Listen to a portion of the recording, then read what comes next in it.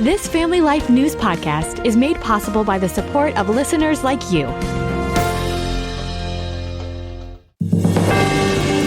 It's the Noon Report from Family Life, bringing a Christian worldview to what's happening in New York, Pennsylvania, across the country, and around the world. Weather with Kevin Williams, plus special features and reports with the Family Life News team. Now, here's what's happening. A weather 1-2 punch. Good afternoon. Thank you for joining us. I'm Mark Webster.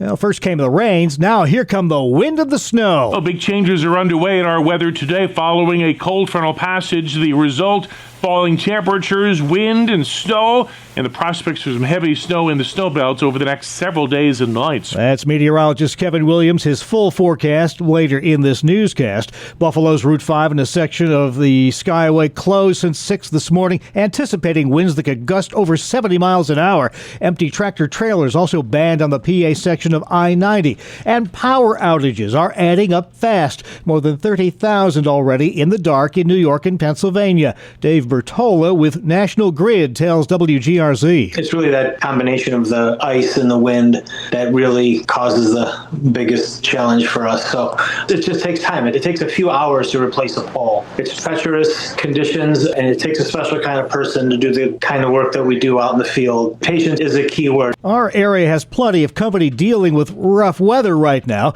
The storm system left over 100,000 without power across Michigan, Indiana, and Ohio. The rapidly intensifying bomb cyclone, so named for how rapidly it brings down barometric pressure, is also blasting the upper Midwest with snow and bitter cold. Blizzard warnings stretching across Iowa, Michigan, Minnesota, North Dakota, and Wisconsin. This Iowa official says it's just nasty. These are very dangerous situations. I got 635 crews out, 635 trucks out across the state. But these hardy Wisconsin women tell CBS, I drive a four-wheel drive car when the roads are slick. I put that four-wheel drive on and I go 20 or 25. It could be without power, but we went out and bought a generator, so I think we're going to be okay. Temperatures are plunging from the Midwest all the way east to Boston. President Trump holding the first of two high-stakes meetings in his Mar-a-Lago compound in Florida this weekend, meeting with Ukrainian President Volodymyr Zelensky on Trump's peace plan to try to bring Russia's Ukraine invasion to a close. How close is that to happening, says Trump? You can say 95%, but I don't like to say percentages. I just think we're doing very well. We could be very close. And Zelensky's take? And we also discussed the sequencing of the following actions. And we agree that security guarantees is a key milestone in achieving lasting peace. And our teams will continue working on all aspects. Control of seized land remains one of the thorniest issues. More meetings, eventually involving Russian officials, are expected to follow. Zelensky says the next get-together should be held in Kyiv. Today comes part two, Trump meeting with Israeli Prime Minister Benjamin Netanyahu. The two world leaders will likely be discussing the ongoing threats from Iran and Hezbollah in Lebanon, but the main focus of this meeting, no doubt, will be on the future of Gaza and the next phase of this ceasefire deal. Fox's Jeff Wall in Tel Aviv. Former State Department Middle East negotiator Aaron David Miller tells CBS. The key question for which there is no answer is who is going to provide security. We don't see a mad rush of Arab and Muslim peacekeepers wanting to sign up for the International Stabilization Force. Axios is reporting some top Trump officials think Netanyahu is slow-walking the Gaza peace process because he plans to resume fighting Hamas. One more global trouble spot getting extra attention right now, tensions running high between China and Taiwan. This after China conducted live fire exercises around the island nation, the main island of which lies just 100 miles off the China coast. Now back to the U.S., at least one of the two helicopters that collided midair over New Jersey Sunday was registered to a Pennsylvania company. It happened near Hamilton Municipal Airport. That's not far from Philly. The tail number from one of the choppers registered to M&M Charter of Mountville in Lancaster County, PA. The wreckage of one landed in this woman's yard, the badly injured pilot inside. He was breathing and he was looking around, and I just held his hand and just told him everything was going to be okay and everything was fine. And I told him, you could hear the sirens. I said, they're coming for you. They're coming. They're here. This eyewitness runs a local cafe, says the two pilots were apparently friends. They were just at our cafe having breakfast. They're regulars. They come in every week or every other week. One of the pilots died, the other critically injured. A scare in California over the weekend when a large natural gas line erupted. It was very loud, big, huge boom.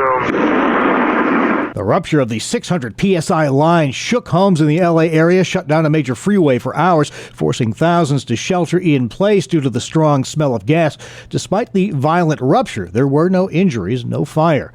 A new illegal drug making the rounds has doctors worried. It's a mix of fentanyl and a powerful veterinary sedative called metatobidine. Dr. Brent Rao with Allegheny General Hospital in Pittsburgh tells KDKA. They'll come out of this opiate overdose state and go into this almost severe withdrawal state, sometimes right in front of our eyes. They're extraordinarily agitated. They can't sit in bed. They're taking at different things, clawing at other staff. They usually need restraint for their own safety as the patient. He says the drug can jump a patient's heart rate from 30 beats a minute right to 170. Some wind up in the ICU for days.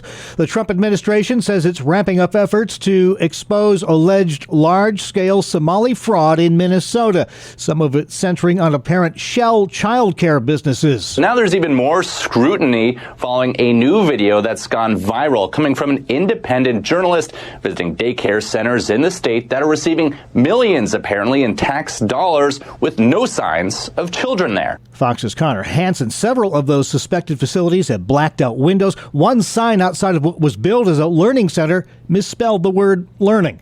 Wisconsin GOP Senator Ron Johnson says his investigative subcommittee is already seeking documents. They're refusing to turn over those records. I've got subpoena power. I will use that subpoena power to obtain these records because we have to get to the bottom of this. Johnson speaking to Fox on Sunday Morning Futures. A virtual hearing scheduled today for Charlie Kirk's alleged assassin. Meantime, his widow, Erica Kirk, says she'll soldier on running Kirk's Turning Point USA organization. We're going to be back on campus. We're going to continue Prove Me Wrongs on the quad. We're not afraid. Erica Kirk on Fox News Sunday. She was one of the world's most recognizable actresses in the 1950s and 60s. Any young girl likes to have fun.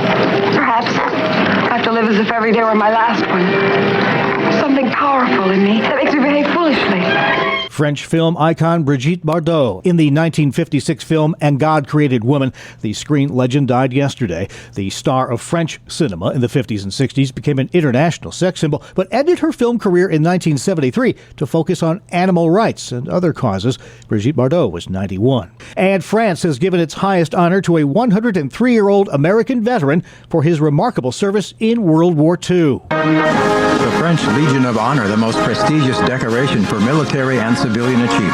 I was in the 6th Armored Division and 3rd Army. The firstborn of an Italian immigrant family, Legio Lee Sassy lied about his age. He was 15 to join the Army in 1938. Sassy was cited for leading troops in key operations in World War II, including the D-Day invasion. CBS's Michael Toscano. That ceremony held in Maryland this weekend. Still to come here on the Family Life Noon Report. Some wild winter weather making its way through the region. So too is the flu hitting record levels, and a season a lot of Penn State football fans would just like to forget. Good afternoon. I'm Kevin Williams. Big changes blowing through our region today with a powerful cold front sending temperatures tumbling and the lake flakes flying. Forecast details are coming up in 10. All right, thank you, Kevin. Now checking the stories making news where you live in New York and Pennsylvania. Weather is the big story. The wind, especially in western New York. Winds gusting near 75 miles per hour into this afternoon. Temperatures were in the 50s earlier this morning. We'll be in the 20s this afternoon. That's WKBW meteorologist Aaron Makowski in Buffalo. The list of power outages continues to grow right along with those winds.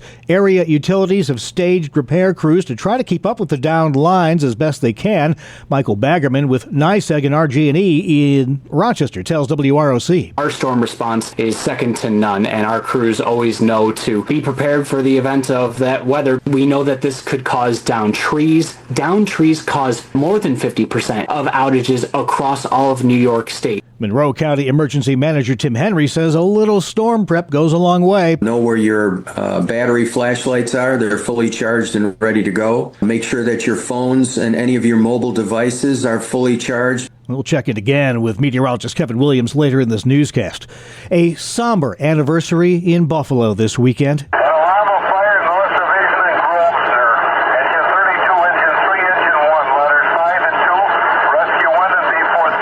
That's the radio call just after Christmas 1983 when 5 Buffalo firefighters and 2 civilians perished in a downtown warehouse propane explosion that destroyed a fire truck and leveled a city block.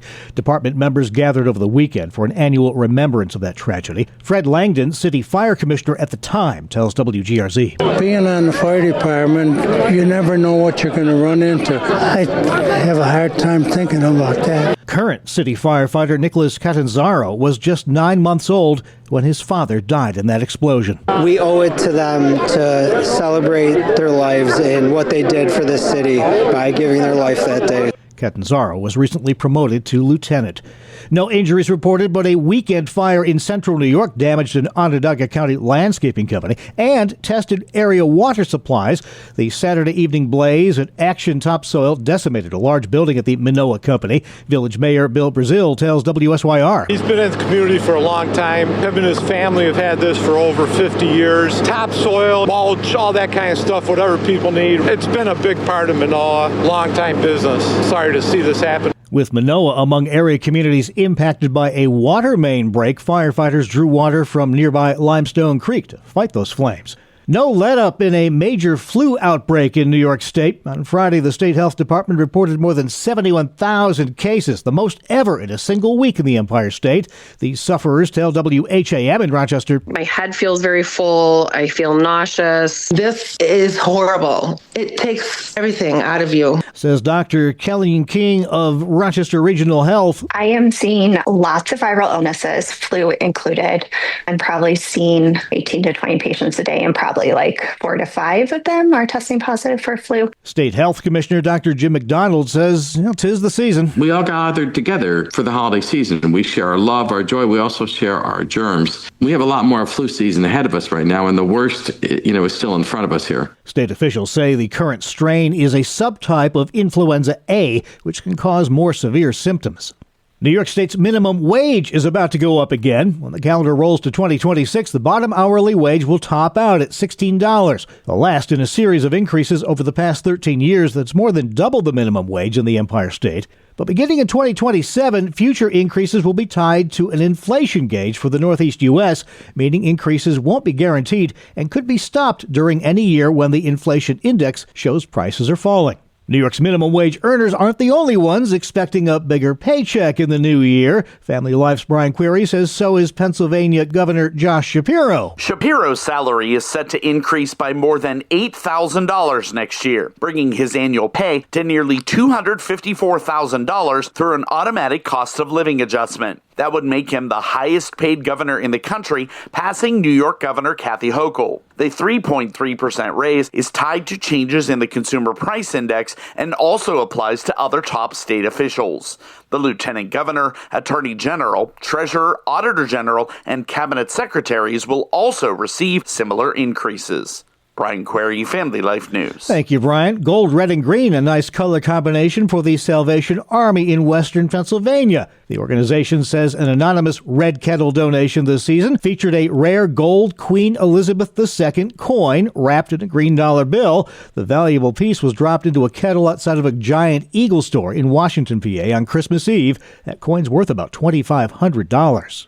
The Pennsylvania Farm Show, less than 2 weeks away. Organizers giving a sneak peek at what's new. Here's Family Life's Sarah Harnish. The wintertime staple runs from January 10th through the 17th this year at the Farm Show Complex in Harrisburg. Among the new attractions, a slate of daily classes called So You Want to Be a Farmer that teach attendees how to grow their own food or improve the soil in a hobby garden. There are new bunny breeds on display. The PA Department of Ag is kicking off a display to recognize women in farming, and turkey showmanship returns this year. Sarah Harnish, Family Life News. Thank you very much, Sarah. A roller coaster season for Penn State football fans ended on a high note this weekend. The Blue and White Notch State Pinstripe Bowl win over Clemson to end the season at 7-6. But these fans tell WTAJ it was a rough year, not only for the team, but for them. We were disappointed at the beginning, but as a lifelong Penn State fan and alum, we had high hopes. It's been a rough one. I mean, it's good to keep the faith, but definitely came in under the expectations going into this season. The Nittany Lions fired head coach James Franklin after a 6-game skid to open their Big Ten conference play, eventually replacing him with Matt Campbell. The team's also in the middle of a $700 million renovation of Beaver Stadium. Well, staying with football, the Eagles soared, while the Bills, they're just sore. Randy has that and more as he checks sports. Good afternoon, I'm Randy Snavely. Mark incomplete passes in the end zone at the end of the game for both Buffalo and Pittsburgh did them in. We begin with the Bills. Once again, Buffalo's offense was stymied in the first half. In fact, through 3 quarters, the Bills were scoreless. But in the fourth, trailing 13-0, Buffalo scored 2 touchdowns. But a missed extra point, actually a blocked extra point after the first score, left the Bills down by 7. Josh Allen then scored on a 1-yard touchdown run on 4th and goal with 5 seconds to play. And Buffalo decided to go for the win and the 2-point conversion instead of an extra point and overtime. Josh Allen's pass sailed wide of Khalil Shakir, and that was the game. Philadelphia 13-12 over Buffalo. The Steelers also had a 4th and goal at the end of their game with Cleveland. Aaron Rodgers' pass was a little high for his receiver, and the Browns pulled off the upset 13-6 over Pittsburgh. The Giants clobbered the Raiders 34-10. Jackson Dart rushed for 2 touchdowns in the victory. Patriots blew out the Jets 42-10. They won the AFC East. Drake May completed 19 of 21 passes for a career-high 5 touchdowns. Other winners, the Bengals, Saints, Jags, Dolphins, Seahawks, and Niners. In the NBA, Kawhi Leonard scored a career-high 55 points to lead the Clippers to their 4th straight win, 112-99 over Detroit. The Raptors, Thunder, Wizards, Blazers, and Lakers, your other winners. And on the ice, Justin Brazeau had the hat trick to lead the Pens over the Blackhawks 7-3. The Kraken, Red Wings, Blue Jackets, and Lightning also skated to victories. That is a look at sports. All right, thank you, Randy. Still to come on the Noon Report, we'll hear from an area pastor about the growing impact of AI, artificial intelligence, in the church. Welcome to Breakpoint, a daily look at an ever-changing culture through the lens of unchanging truth. For the Colson Center, I'm John Stonestreet. President Trump enthusiastically promoted in vitro fertilization during his campaign and early in his second term. However, the administration's policy, which was unveiled in late October, was rightly described by Ryan Anderson, president of the Ethics and Public Policy Center, as, and I quote, perhaps the least bad we could have hoped for. But he then added, least bad is still bad. In a follow-up to an earlier executive order, the president announced a plan to dramatically reduce the cost of IVF, to provide insurance coverage for fertility treatments, including IVF, and to increase overall access to IVF. According to Trump, and I quote, you can't get more pro-life than this. But IVF is not pro-life. In fact, it's not even pro-fertility, as he sometimes claims. While born children do certainly result from IVF, the way it's most often practiced results in far more lives being lost than who survive. As Students for Life President Kristen Hawkins posted on X, in response to Trump's announcement, and I quote, the IVF industry kills more preborn babies than the abortion industry. It doesn't cure infertility and practices eugenics, end quote. Also in October, in the wee hours of Halloween morning, the Illinois State Senate passed a bill to legalize assisted suicide, adding the lethal practice to an unrelated measure about food sanitation. And it was signed into law by Illinois Governor Pritzker earlier this month. The decision makes the land of Lincoln the 12th state to legalize euthanasia. The law will allow patients with 6 months or less to live to be granted access to life-ending medicine if determined by a physician and a mental health professional to be of sound mind after a series of oral and written requests, with witnesses attesting to the results. Now, the major bright spot on the whole life front in 2025 came from the Supreme Court, which ruled that states can defund Planned Parenthood. As a result, more than 20 states now exclude abortion groups from Medicaid funding. And there are 3 cases with implications for life currently on the high court docket, including allowing states to require doctors to tell women that chemical abortion can be reversed. They'll also consider the forced coverage of elective abortions and insurance plans. Perhaps the most significant case is First Choice Women's Resource Center versus Platkin, which will address whether crisis pregnancy centers can fight state harassment, specifically on how they advertise their services. Even as the court has taken clear steps to defend its most vulnerable citizens, the wider American culture continues to embrace and advance a dangerous view about human dignity and value. That view continues to be centered around false notions of autonomy and sexual freedom. It's left the most vulnerable among us even more vulnerable. So, even as we applaud any laws that protect vulnerable lives, we must also pray that God continues to intervene on their behalf, and we must act. In short, Christians must love and serve those who are the most vulnerable among us. We have to seek to persuade as many people as we can that every person is made in the image and likeness of God, and we have to live differently than the world around us lives. And Breakpoint serves that mission. Each and every day, these commentaries point people to the clarity they need about the issues that matter most. A Christian worldview means stronger churches. It means better equipped families. It means flourishing Christian schools. If Breakpoint has helped you in any of these ways, would you please consider making a year-end gift to support and expand its reach? Thanks to a generous $500,000 challenge, every gift before the end of the year will have double the impact. So please give today at colsoncenter.org/December. That's colsoncenter.org/December. For the Colson Center, I'm John Stonestreet with Breakpoint. For a version of this commentary that you can download and share with others, go to colsoncenter.org/radio. Well, wild and windy out there in parts of the listening area. Let's check in with Kevin Williams. Good afternoon. Here is your Family Life regional weather forecast. This afternoon, very windy. Flurries, snow showers, and some lake effect snow squalls. Temperatures tumbling into the 20s. Winds gusting in excess of 50 miles an hour. Lake effect snows will continue tonight, tomorrow, and Wednesday. In the snow belts east of Lake Erie and Lake Ontario, very heavy accumulations will occur. Outside of snow belts, amounts will be lighter and scattered, with temperatures tonight dipping into the teens and high temperatures tomorrow and Wednesday, generally in the 20s. All right, thank you very much, Kevin. This is the Noon Report on Family Life. I'm Mark Webster. Thanks again for joining us. Up next, our Bob Price takes a look at how churches are grappling with the growing impact of AI, artificial intelligence. He spoke with Steve Dunmeyer, lead pastor of Victory Highway Wesleyan Church in Painted Post, New York. Few things have had as much an impact on the news in 2025 as artificial intelligence.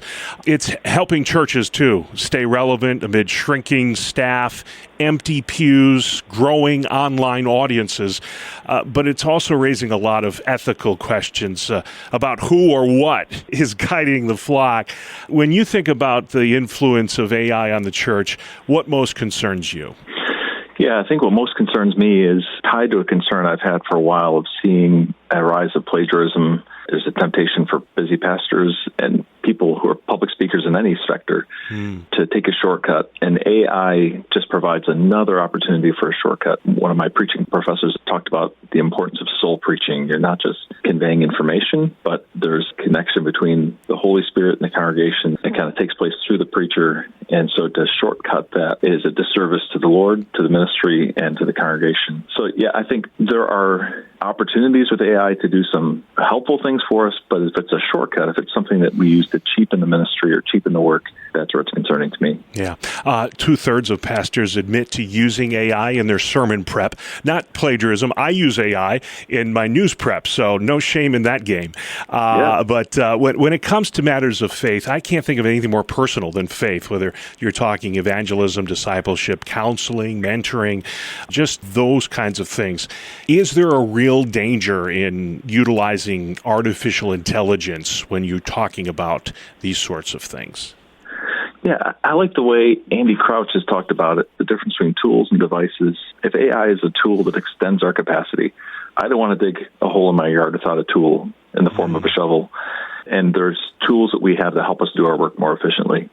So certainly, I think using AI like an enhanced Google, that can be really helpful. Using it to gather some information or to do editing. Using it as a proofreader to make sure that an email I'm sending or a message I'm sending is conveying the tone that I'm hoping it will. It doesn't change the content of what I'm sharing. It can help shape the tone or just check for typos or grammatical errors that would make it unclear. I think those are really helpful tools, but we're all really learning as we're going along here. We're building this bridge as we walk on it, as this technology has come faster than we're ready for it. This is technology that's been 75 years in the making, but just now is it being put into practice, and there's so much good that comes from it. But at the same time, there are those who say this could destroy the world. I mean, 1 out of every 5 jobs might be replaced within the next 5 years because of AI. So it has so much potential, but yet it's such a double-edged sword.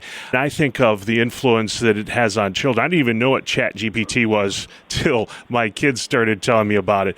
75% of teenagers today, Steve, have imaginary friends online through chatbots.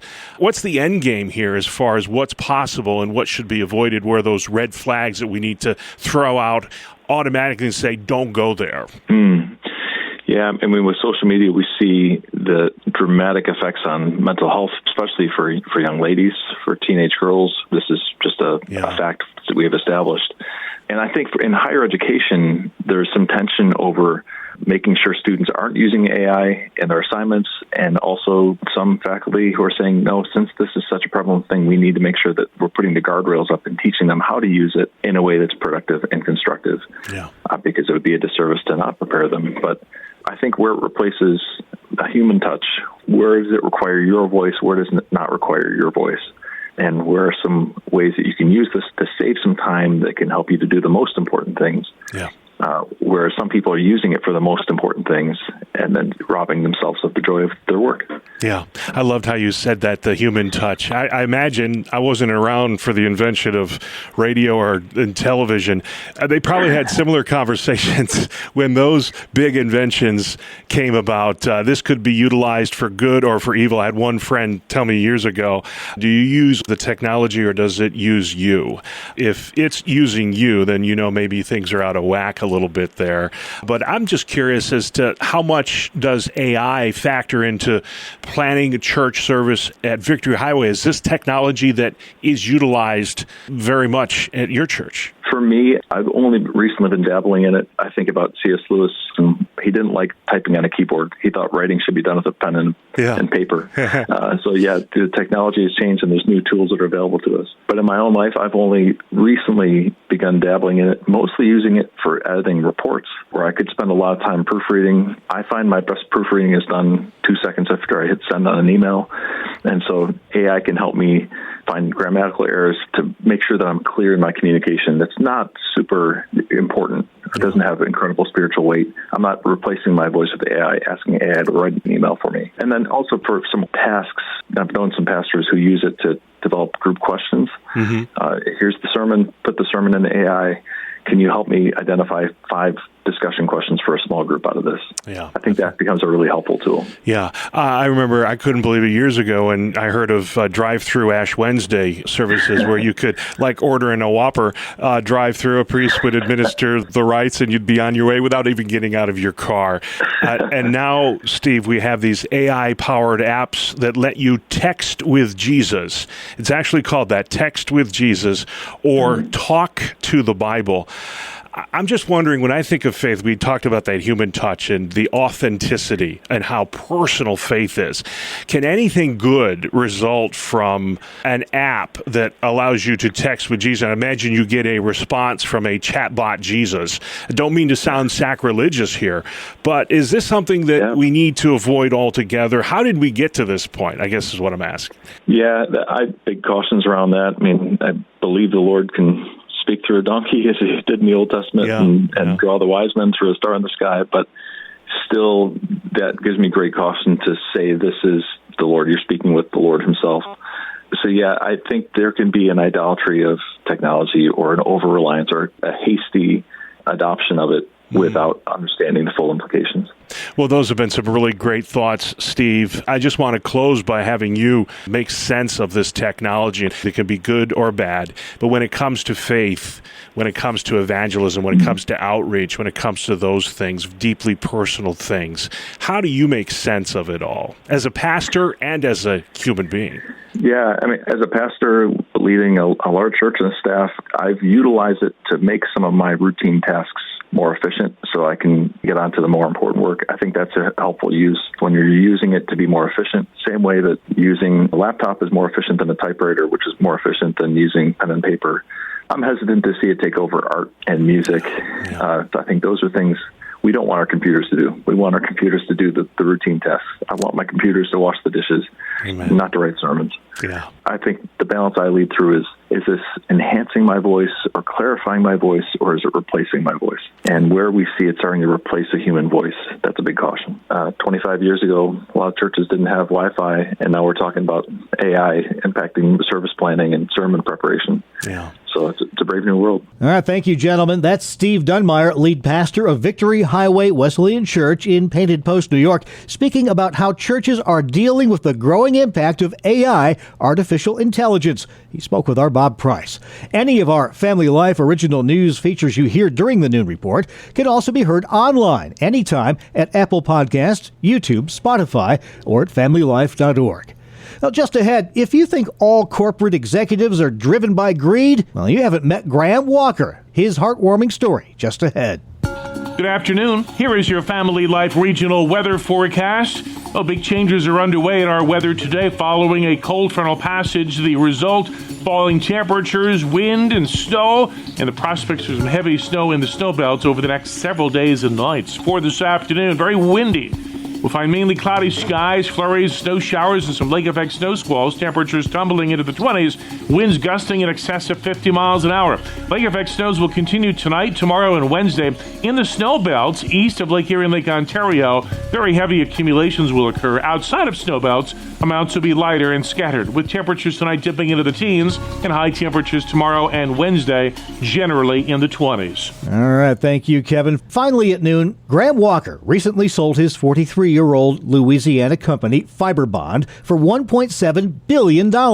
Sounds like just another corporate deal that only made the rich richer, but not in this case. When it comes to his faith, Walker walks the walk. He insisted that 15% of the haul from that sale be split among the company's 540 full-time employees. He tells NBC. With a couple of reasons, right? I mean, one, it's Christmas season. I'm a person of faith, and so the faith that I've got compels me to do it. Secondly, that 43 years was not all just roses, right? I mean, it's a hard thing to have a business and to run it properly, and there are lots of hard decisions along the way. The only way, as we sold, to make sense out of all that was to allow people to share in the good part of it as well. The average worker there is getting about $443,000 paid out over 5 years. That includes employee Lisa Key. Couldn't hardly believe it. Unreal. I couldn't even take it all in. It has done a lot for me so far. I was able to pay my mortgage off 12 years early. I was able to open up a boutique, something that I dreamed of doing, but never thought it would be possible. But I made that happen through Graham and his blessing. Despite the Christmas timing, Walker says the payouts aren't really a gift because the employees who built up the company earned every penny of it for their hard work. And that's the world we live in from Monday, December 29th, 2025. As always, we thank you for listening. I'm Mark Webster, Family Life News. You've been listening to the Noon Report, heard weekdays on Family Life. Thank you for listening.